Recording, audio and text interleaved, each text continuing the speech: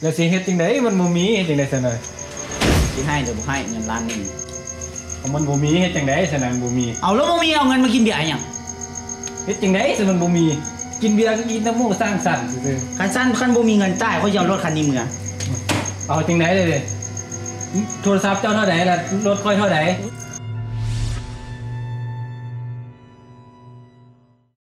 โอ้อุ่นมื้อนี้เนาะ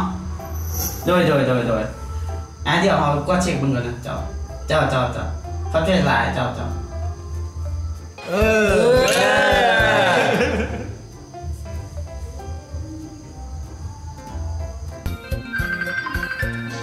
กินโทรหาบักนี่บ่เคยรับสายจักเถื่อเสียบเขาจะโทรหาแม่สิบถ่ายแล้ววะแม่เมียมึงวะโทรหาเฮ้ยเสียวรับแล้วนะตัวแล้วนะยูสนั่นอยู่นี่แล้วนะโอ้ยสนใจยังว่าซื้อโทรศัพท์กูเนี่ยเอาเงินนี่ซื้อเบียร์มากินเอาซื้อแก้วมาเด้อเบิดแล้วนี่นะไปเอาตำ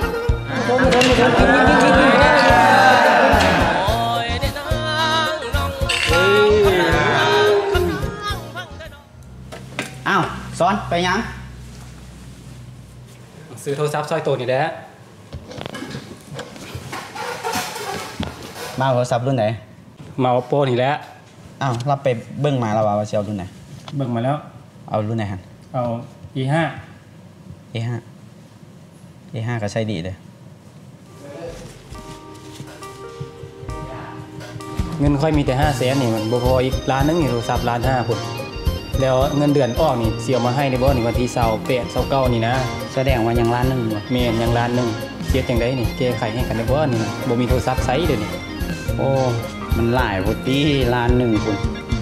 คันน้อยเดียวนึงก็สิได้อยู่บ่มีเป็นล้านแต่บ้านเมืองเดียวกันนโยบายกันก็ได้ที่เฮ้ยเว้าปานบ่ฮู้จักกันบ่ได้บ่สำนี้เนาะวันที่28ติ28บ่กาย29ดอกเสียใจเลยบ่นี่เฮ้ยคนบ้านเมืองเดียวกันนี่เว้าปานบ่เคยเห็นกันกายหน้าหานซุมื้อ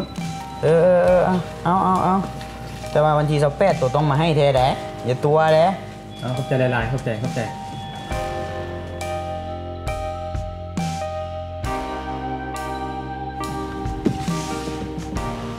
แล้วเด้อไอ้รบกวนเช็คเครื่องให้เด้อมีของแถมหลายอย่างเสร็จแล้วขอบใจ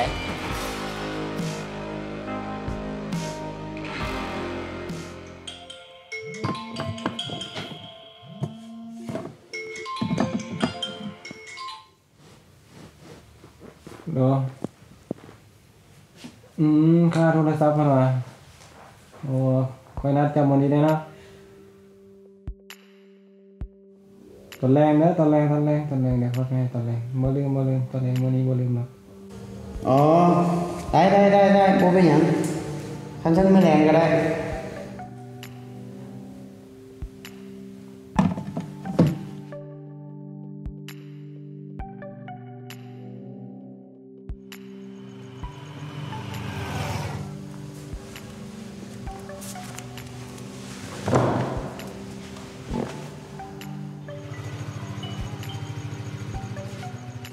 ฮัลโหล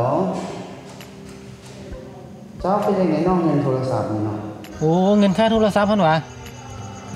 ค่อยเมียค่อยไปให้ยังบ่ได้ปานนี้เพิ่นว่าเงินค่าโทรศัพท์มันน่ะบ่ล่ะคือบ่เห็นไผเอามาให้เลยโทรแล้วก็บ่รับสายเทื่อ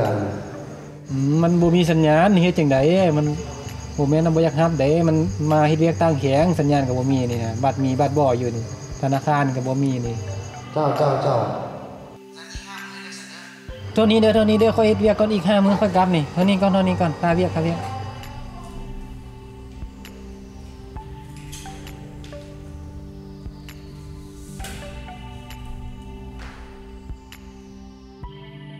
เฮ้ยสุกินาเดี๋ยวกูไปห้องน้ำก่อนกูบ่ไหวแล้วกูปวดเยี่ยวไปกันเป็นรับนอนในห้องน้ำใช่ไหมอย่าไปหาเลยครับ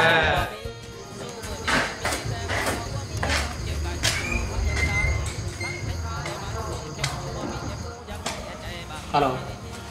หัวหน้าวะค่อยเห็นคนที่ติดนี่เจ้าที่มันใส่ยากๆขนาดค่อยเห็นมันมาลินเทคนี่แหละมันบ่ได้เป็นตั้งโซ่ตั้งแข่งค คันอยากเจอมันเรามาตอนนี้เด้อมาไวๆเด้อ โอเคอ่ะ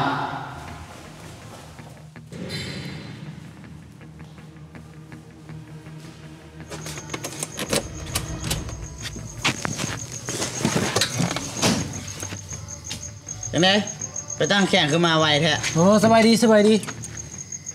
ยังไงนะเงินโทรศัพท์นะมาเอาเงินโทรศัพท์เด้วันนี้นะ